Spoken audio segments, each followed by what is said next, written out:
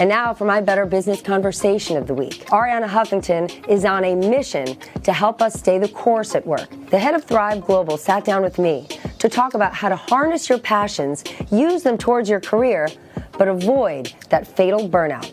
We had a great conversation. Arianna, people often say, pursue your passion, but most people don't. Most people have their passions here and their job there. From the beginning of your career, you always intertwined the two. How did you do it? Well, I feel I've been very lucky to be brought up by this mother who made me feel that it was okay to fail. Because if you really want to do things you love or start new businesses, you may fail. You know, there are no guarantees. She always used to say to me, failure is not the opposite of success. It's a stepping stone to success. And I think that's what, for example, made it easier for me to leave the Huffington Post, which was extremely successful, you know, in 18 countries with 850 people, to start from scratch a company that was what I wanted to spend 100% of my time doing, which is reduce the stress and burnout epidemic that's only getting worse.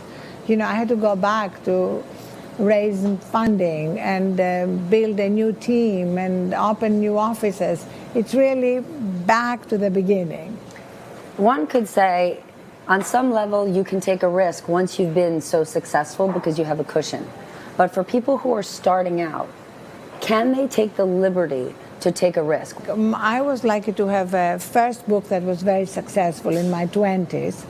And then I wrote a book about the changing role of leadership and the crisis in political leadership that nobody wanted to publish. It was rejected by 37 publishers. By then I had run out of money.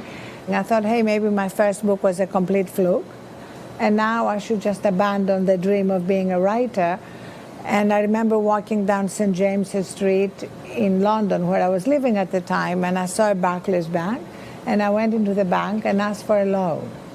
And something made this bank manager give me a loan, which made it possible for me to keep it together for another 10 rejections until finally somebody published the book. So I think very often it's easy to get discouraged along the journey. There's nobody who has succeeded, who has not failed many times along the way. The question is, how resilient are we? How easy it is for us not to be discouraged and to keep going.